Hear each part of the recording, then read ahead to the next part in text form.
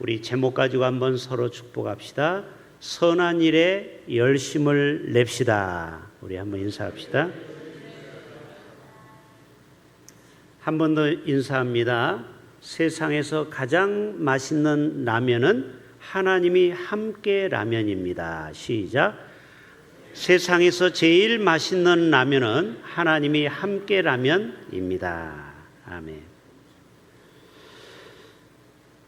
오늘 오후에 어떤 목사님이 잠시 들려서 저하고 얘기를 하다 보니까 이 목사님이 4년 전에 중국의 지도자들에게 성경을 가르쳤던 목사님인데, 그때 코로나 때문에 그동안 못 갔는데 중국에 있는 목사님이 부산에 오셔서 지금 함께 보내면서 지금 북한의 신천지, 또 여호와 증인, 또 구원파, 또 JMS, 하나님의 교회, 다양한 이단들이 너무 많아서 이 중국 정부가 너무 혼란스러워서 이단을 잘 가르칠 수 있는, 분별할 수 있는 분을 초청을 할 테니까 좋은 분 있으면 추천해 달라고 저한테 온 겁니다.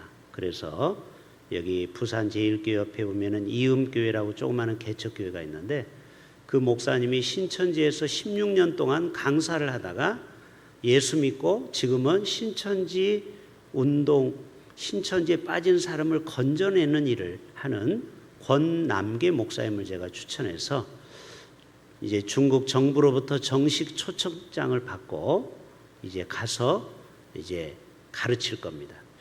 지금 중국의 상황을 보면은요, 지금 선교사들이 다 쫓겨났는데 중국에서 인정한 교회가 있는데 교회 학교를 못하게 한다라는 거예요. 어른들은 모이도록 하는데 아동부나 중고등부는 예배를 드리면 폐쇄를 하는 거예요. 왜 그래요? 싹을 자르기 위해서 그런 겁니다. 어른들은 어쩔 수 없이 내버려 두다가 우리 교회 학교 아이들이 예수를 안 믿으면 중국에서는 이제 기독교가 소멸될 거를 목표로 하고 있다라는 거예요. 근데 그 중국 선교사님 얘기가 걱정 안 해도 된다라는 거예요. 왜냐하면 부모 세대들이 집에 가서 학생들을, 자녀들을 지금 가르치고 있다라는 거예요. 여러분, 이단들도 얼마나 지금 열심을 내는지 몰라요. 그렇죠? 원래 신천지도 14만 4천 명을 목표로 했는데 지금 40만을 목표로 합니다. 왜 그러냐면 어떤 집단이든지 40만이 되면은 파워가 생기고 정치인들이 표를 의식해서 자신들에게 여러 가지 도움을 요청한다라는 거예요. 그래서 40만을 긁어 모으려고 지금 혈안이 되어 있어요. 오늘 어떤 전도 목사님 한 분이 감사 전화를 저한테 했어요. 지금 이 명절 때가 되니까 우리 전도 목사님들한테 좀 여비를 드리고, 특별히 군 선교하는 백양로 충성교회라고 있어요. 그 목사님하고 몇 분에게는 50만 원씩을 더 보냈어요. 근데 이 목사님이 세례를 40명을 이번 가을에 주게 된다라는 거예요. 여러분, 군인들 세례 주는 거 있죠? 근데 한 명당 5만 원씩이 든다라는 거예요. 이 교회보다 훨씬 돈이 많이 들어요. 왜 그러면은 군인들에게 세례 받게 하려면은요, 그 사람에게 성경책도 사줘야 되고, 또 피자도 사줘야 되고, 도석 상품권도 사줘야 되는데 40명이면은 얼마예요? 4, 50, 200만 원이 필요한데 딱 50만 원이 부족했다라는. 근데 오늘 국내 선교부에서 50만 원을 보내줘가지고 너무 감사하다는 거예요. 여러분, 지금도 이름도 없이 빚도 없이 해외에서 선교를 하시는 선교사님들이 열심히 있고, 또 국내 군 선교, 또 의료 선교, 다양한 선교하는 분들이 하나님을 열심으로 섬기고 있음을 알기에 우리도 열심을 내서 주를 섬겨야 될 줄로 믿습니다. 오늘 이 말씀은요, 정리를 하니까 아주 간단한 내용이에요. 이 종들이 자기 상전에게 취할 행동 5가지를 설명하고 있고, 그렇게 될 때 5가지의 베네피트, 유익이 혜택이 5가지가 또 설명이 되어 있어요. 여러분, 이 종들은 우리 직장에 가면은 상사가 있고 또 부하 직원이 있을 수 있죠. 또 이것을 영적으로 해석하면 우리는 다 주님의 종이죠. 그래서 우리 종된 우리가 어떻게 하면 하나님을 기쁘시게 할까? 이것을 오늘 이 본문에서는 말하고 있습니다. 자, 5가지를 말하고 있다고 했죠. 첫째는 9절을 한번 다시 보겠습니다. 9절 다시 한번 봐요. 시작. 종들은 자기 상전들에게 뭐 해요? 범사에 순종하고. 따라서 합시다. 범사에 순종하고. 자, 성경에는 이 야곱이 자기 삼촌 라반의 집에서 어떻게 충성했는지, 자, 우리 창세기 31장을 몇 절을 띄워주세요. 자, 같이 처음 읽어봅시다. 이 야곱이 얘기하는 거예요. 내가, 시작. 내가 20년을 외삼촌과 함께 하였거니와 외삼촌의 암양들이나 암염소들이 낙태하지 아니하였고 또 외삼촌의 양떼 순양을 중간에 내가 삼촌이 안 본다고 잡아가지고 냠냠 쩝쩝 했다는 거예요? 안 했다라는 거예요? 안 했다라는 거예요. 20년 동안 한결같이 삼촌을 충성했다라는 거예요. 그리고 삼촌의 그 사업에 자신은 전 인생을 걸었다는 거예요. 그래서 여러분, 야곱이 나중에 큰 거부가 됩니다. 2때나 이루거든요. 자, 여기서 20년이 참 중요합니다. 사람은요, 1년은 열심히 충성할 수 있어요. 가끔 교회 보면은 1, 2년은 열심히 충성하다가 나중에 어떤 목적을 가지고 교회를 오는 분도 있고 그러다가 또 갑자기 사라지는 경우가 있어요. 근데 여러분, 20년을 한결같이 주인의 마음을 충성하고 그리고 순종하는 것이 어려운 것입니다.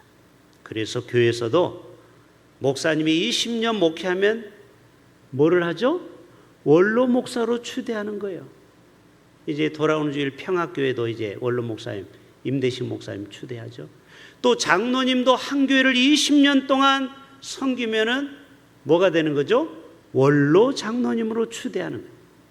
20년의 기준이 여기서 나온 거예요. 20년. 야곱은 20년 동안 한결같이 자기 자리를 지켰다라는 거예요.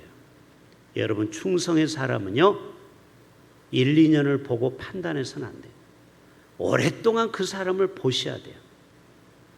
우리 다니는 직장, 여러분이 다니는 사업처, 학교, 어디서든지 여러분의 맡겨주신 일에 충성하는 저와 여러분 되실 수 있기를 바랍니다.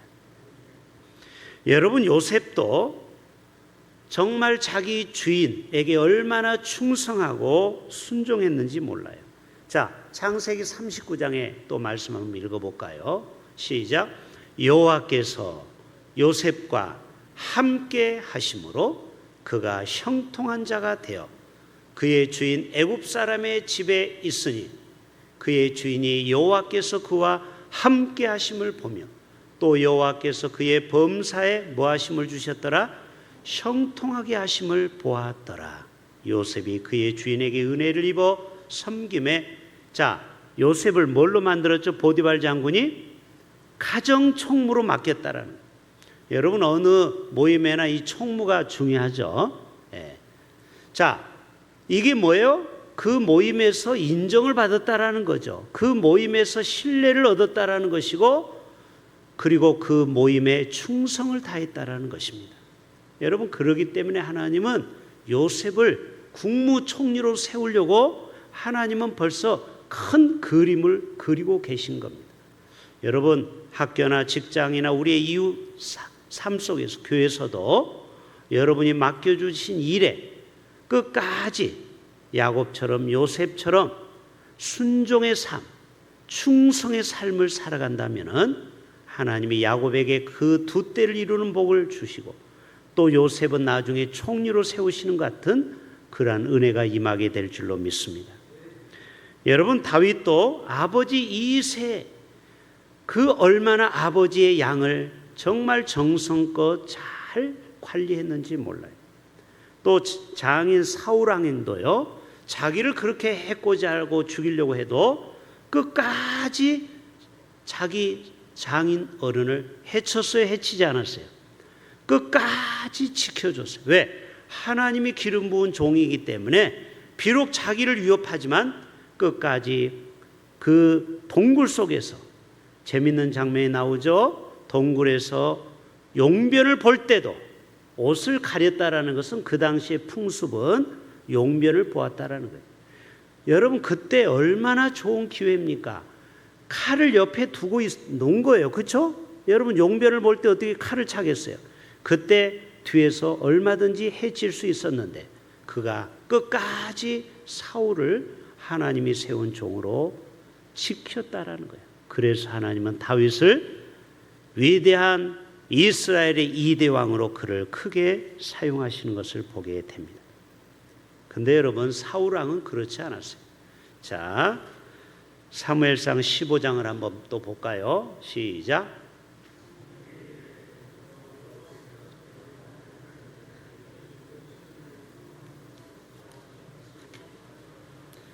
따라서 합시다. 순종이. 자, 이 사울이 딱 한 가지 잘못한 것이 하나님 앞에 순종을 하지 않았다는 겁니다. 여러분, 존 비비의 순종이라는 책 읽어보신 분 손 들어보세요. 우리 교회도 다 샀다라고 제가 들었는데, 자, 존 비비어의 순종의 책을 읽어보셔야 됩니다. 왜 우리의 삶이 순종이 필요한지. 여러분, 우리의 인생을 돌이켜보세요. 왜 우리의 인생이 가끔 실패합니까? 순종을 하지 않아서 그래요. 부모의 말에 순종하지 않았건, 지도자의 말에 순종하지 않았건, 하나님 말씀에 순종하지 않았건. 자, 말씀은 계속 띄워놓으세요. 이는 거역하는 것은 점치는 죄, 점쟁이와 같은 죄로 하나님은 동급으로 취급하는 거예요. 여러분, 이 불순종이 그만큼 흉악한 죄입니다. 사신 우상 앞에 절하는 죄와 같다. 그래서 사울이 버림받은 것은 바로 다른 죄가 없어요. 사울은 특별히 죄의 목록이 없어요. 딱 한 가지, 하나님의 음성에, 사무엘의 선지자의 말을 듣지 않았다라는 거예요. 그래서 여호와께서 왕을 버리셨다라는 겁니다.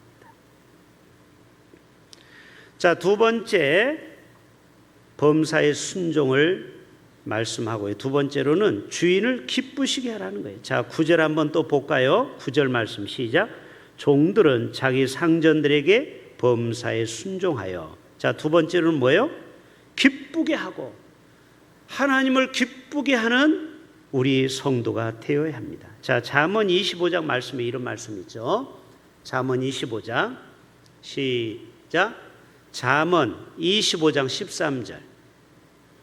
자, 충성된 사자는 그를 보낸 이에게 마치 추수하는 날에 뭐와 같다? 얼음 냉수 같다. 여러분, 추수할 때 온몸에 땀이 적시잖아요. 그때 시원한 얼음이 얼마나 우리의 이 갈증을 해결합니까? 제가 우리 조 전사님 보고 7월 8월에는 이 물 올릴 때 반드시 얼음을 올려달라고 해서 제가 얼마나 시원하게 먹었는지 몰라요. 근데 이 얼음이 둥둥 뜨면서 물을 마시면은 얼음이 제 주둥이를 얼려버려요. 제일 먼저 물을 마시면 얼음이 먼저 제 입에 키스를 하는 거예요. 그래서 제가 이제 얼음을 빼달라고 그랬어요. 얼음을 빼달라고. 자, 아무튼 더울 때는 이 얼음만큼 시원한 게 없죠. 능히 그 주인의 마음을 시원하게 하느냐.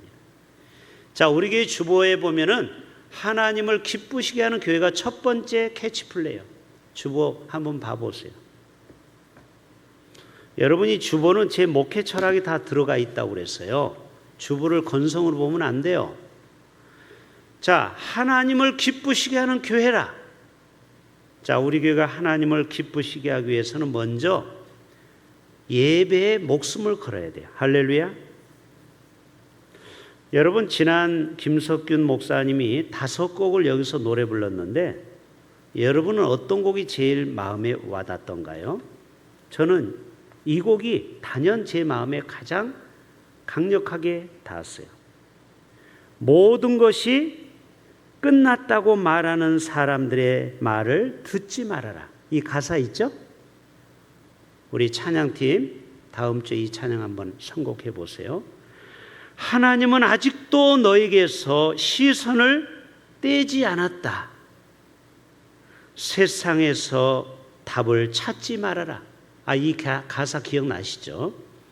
사람들을 의지하지 말아라. 너의 모든 문제는 하나님만이 해결할 수 있다. 기도를 쉬지 마라. 찬양을 멈추지 말라. 하나님이 너를 주목하고 있다. 그 다음 말이 압권이에요. 따라서 합시다. 예배에 집중하라. 말씀을 붙잡아라. 자, 여러분, 예배에 정말 한 번 드린 예배라도 집중을 하셔야 돼요. 그래서 우리 교회는 1부, 2부, 오후 예배를 주일날 만들었는데 어떤 분들은 착각을 해요. 1부, 2부, 오후 예배 중에 한 번만 드리면 된다고 생각하는 사람이 있어요. 1부, 2부는 한 번 드려도 되는데 1, 2부 한 번 드리고 오후 예배 2번을 드리셔야 돼요. 이게 온전한 예배예요. 그래서 특히 교사들은 반드시 1부 예배 오셔야 되고, 그리고 주방에서 만나올에서 봉사하는 분은 반드시 1부 예배를 들으시고 주방에 내려가셔야 돼요. 물론 지금 그렇게 잘하고 있다고 저는 봐요. 아이고, 뭐 목사님 말이 그 말이지. 어차피 오후에 또 하는데. 여러분, 이렇게 예배를 가볍게 소홀히 여기면 안 되는 거예요. 예배에 집중하라. 말씀을 붙잡아라. 하나님을 만나면 끝난 것이다. 이 끝난 거는 좋은 의미로 끝나는 거예요. 걱정이 끝나는 것이고, 여러분의 저주가 끝나는 것이고, 여러분의 인생의 실패가 끝나는 것이고, 아멘? 예배에 집중하라는 거예요. 이 코로나 때 만든 곡이라고 했잖아요. 김석규 목사님이. 많은 사람이 줌 예배, 유튜브 예배를 드리다 보니까 이제는 완전히 예배를 소홀히 여기고 있어요. 그냥 영상으로 보면 되지. 그렇지가 않아요. 하나님은 특별히 임재하는 장소가 있어요. 이 예배의 장소가 바로 하나님을 만나는 장소가 돼야 됩니다. 지성소에서 하나님이 만나 주시겠다고 했어요. 너희가 내게로 나오라. 내가 너에게 말씀하리라. 성소로 나오라는 거예요. 유튜브로 나오지 말고. 여러분, 유튜브는 불가항력적인 경우에만, 병원에서 예배를 못 드리는 경우만 유튜브를 봐야지, 귀찮다고 엎어져 가지고 침대에서 유튜브 예배 드린다고 여러분 하나님이 기뻐하는 예배가 되는 게 아니에요. 여러분, 예배를 소홀히 여기지 말길 바랍니다. 예배가 무너지면은요, 모든 게 무너집니다. 절대 여러분 1부, 2부를 가볍게 여기면 안 돼. 한 번은 무조건 온전하게 드려야 돼요. 어떤 사람은 막 정신이 없어요. 왔다 갔다. 그러면 안 되는 거예요. 한 번 예배를 1부를 드리든 2부를 드리든 한 번 예배는 집중을 하셔야 돼요. 처음부터 끝까지 왔다 갔다 하지 말고. 이게 주인님을 기쁘시게 하는 거예요. 주인을 기쁘게 하라는 얘기를 지금 하는 거예요. 우리의 영원한 인생의 주인 되신 하나님을 기쁘게 하는 게 첫 번째가 바로 예배 드리는 삶이에요. 그리고 제자, 그리고 구제, 성교 등등. 자, 세 번째로는요, 또 9절 하반절 읽어볼까요? 종들은 자기 상전들에게 범사에 순종하고 기쁘게 하고 거슬러 말하지 말며. 여러분, 회사에서 잘리는 사람은 상사에게 거슬리는 말을 자꾸 하면요, 잘리게 돼 있어요. 그렇죠? 누가 그런 사람 월급 주면서 데리고 있습니까? 메시지 선교면은 말대꾸나 토달지 말라는 거예요. 직원이, 사장이 무슨 지시를 하면은 자꾸 토다는 사람이 있어요. 말대꾸하는 사람. 여러분, 그런 사람은요, 보따리 쌀 준비해야 돼요. 다솔아, 잘 순종하고 있지? 그 이필수 목사님 원장한테 잘해야 돼요. 여러분, 우리가 직장이나 이 세상에서 인정받으려면은 토달고 대꾸하면 안 돼요.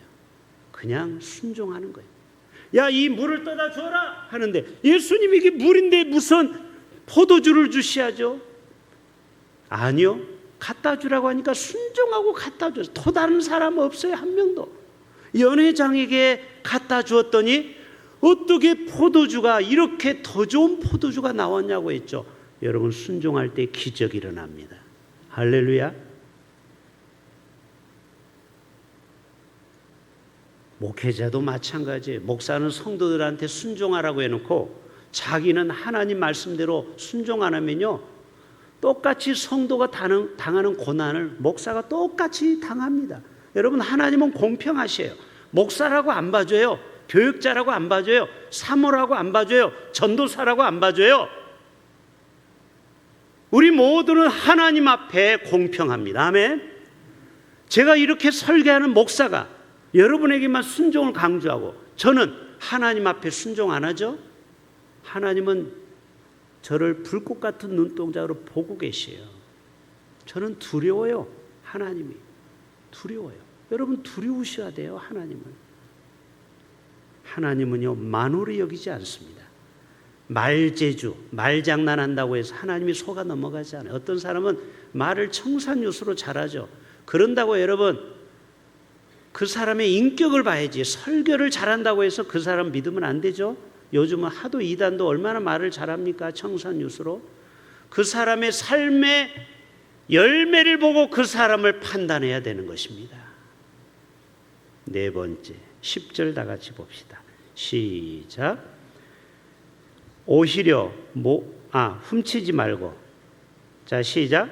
훔치지 말고 오히려 모든 참된 신실성을 나타내게 하라. 따라서 합시다. 사람들의 마음을 훔치지 말라. 여러분, 종이 기억해야 될 거예요. 절대 하급자가 그 직장에 들어가서 사람들의 마음을 훔치면 안 돼요. 어떤 교회에서 있었던, 실제 울산에서 있었던 얘기예요. 그 목사님이 이 심장이 안 좋아서 심장 이식을 받아서 삼성병원에 1년을 입원하게 됐어요. 당회의 허락을 받아서 안식년 비슷하게 그렇게. 거기 어떤 여자, 미안합니다. 성을 얘기하면 안 돼. 어떤 목사님한테 모든 것을 맡겨놓고 갔어요. 근데 1년 후에 와보니까 교회가 이상한 거예요. 그 부목사가 성도들의 마음을 다 훔쳐버렸어요. 다 훔쳐버렸어요. 그 목사가 한바탕면 어려움을 당할 뻔했어요. 근데 다시 정신 차리고 모든 것이 정리가 되고 그 부목사가 나가면서 교회는 지금 안전하게 되고 교회를 또 아름답게 지었어요. 이게 뭡니까?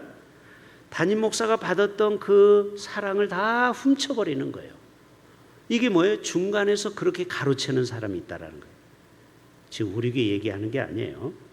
자, 다윗도요, 아들 압살롬이 다윗이 받을 영광을 다 훔쳐버렸어요. 자, 요 본문이 나옵니다. 실제로 사무엘하 15장을 봅시다. 시작. 그 후에 압살롬이 반역을 일으켰어요. 다윗에게 쿠데타를 일으킨 거예요. 백성들의 마음을 다 훔쳐가지고 자기를 위하여 병거와 말들을 준비하고 호위병 50명을 그 앞에 세우니라. 시작. 2절 시작.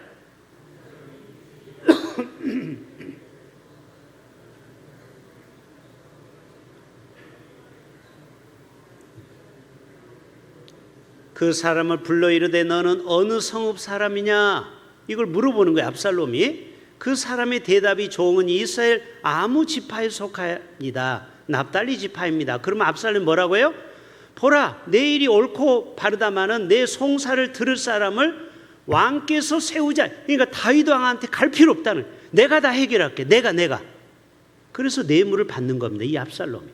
또 압살롬이 이르기를 내가 이 땅에서 재판관이 되리라. 누가 그랬어요? 지가 혼자 왕이 되는 거예요. 지가 다윗에게 가는 마음을 다 훔쳐버리는 거예요. 내가 이 땅에서 재판관이 되고 누구든지 송사나 재판할 일이 있어 내게로 오는 자에게 내가 정의 베풀기를 원하노라 하고 사람이 가까이 와서 그에게 절하려 하면 압살롬이 손을 펴서 그 사람을 붙들고, 여러분 얼마나 간교합니까? 아부를 하는 거예요. 친한 척 하는 거예요. 막 입을 맞추고 막 해서 그 사람의 마음을 자기에게 다 돌리는 거예요. 이스라엘 무리 중에 왕께 재판을 청하러 오는 자들마다 누가 압살롬의 행함이 이와 같아서 이스라엘 사람의 마음을 압살롬이 뭐하니라? 훔쳤다라는 거예요. 여러분 대통령도 이런 참모가 있으면요 대통령이 5년 동안 못합니다. 중간에서 권력이 누수가 다 돼버리는 거 이해되십니까? 옛날에 우리나라 차지철이라고 있었죠.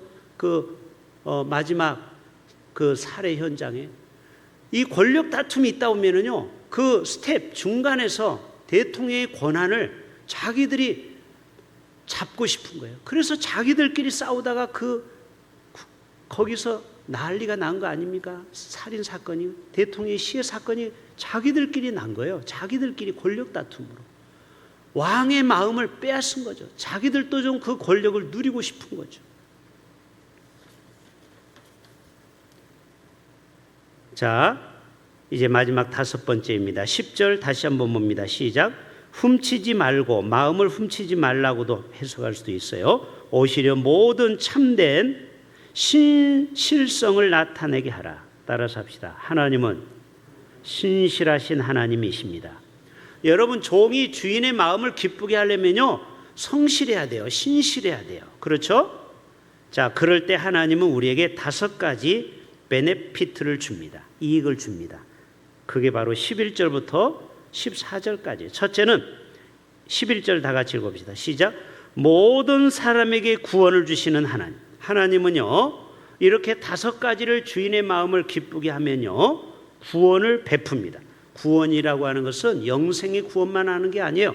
질병으로부터 우리를 구원해 주시고, 그 다음에 죄로부터, 절망으로부터, 두려움으로부터, 사망의 음침한 골짜기에서 거닐지라도 우리를 건져주시는 분이 하나님이라. 두 번째 12절 다 같이 읽어요. 시작. 12절 우리를 양육하시되, 따라서 합시다. 양육하시는 하나님. 우리의 신앙이 믿음이 점점 누룩처럼 자라게 하신다는, 겨자씨만한 믿음이 큰 숲을 이루는 것처럼 그렇게 우리를 자라게 하신다라는 거예요. 자, 13절 또 띄워줘 보세요. 13절 복스러운 소망. 따라서 합시다. 복스러운 소망. 자, 우리는 부활의 소망이 있고요 그리고 밝은 미래가 있죠. 자, 옆에 있는 분에게 이렇게 한번 위로합시다. 당신의 미래는 밝습니다. 시작. 이게 소망이 있다는, 여러분 아무리 세상이 힘들고 여러분의 삶이 비관적이라고 해도 여러분 절대 낙심하지 마세요. 내일은 오늘보다 더 나은 세상을 하나님이 만들고 계십니다. 아멘. 여러분의 인생이 아무리 지금 힘들더라도 다음 달, 내년은 더 좋은 일이 여러분에게 펼쳐질 것을 믿으셔야 돼요. 시브리 기자는 뭐라고 했습니까? 너희가 내게 나올 때 상 주시는 이심을 믿어야 할지니라. 하나님은 여러분이 주님 앞에 나올 때마다 하나님은 상 보따리를 준비하고 있어요. 사랑하는 종이 오늘 수요일 날도 나왔네. 비가 지금 조금 오는데 내가 너에게 무엇을 줄까? 지금 하나님이 보따리를 준비하고 있어요. 제가 여러분한테 예언하건대요, 하나님 앞에 나오는 자는요 반드시 우리의 미래가 밝습니다. 잘 되는 거예요. 좋은 일이 생길 거예요. 왜요? 하나님은 우리에게 이렇게 충성하고 주인의 마음을 기쁘게 하는 자에게는 베네피트, 유익하고 혜택을 준비하고 있다라는 거예요. 여러분 이것을 100% 믿으셔야 돼요. 네 번째 14절 띄워줘 보세요. 시작. 14절.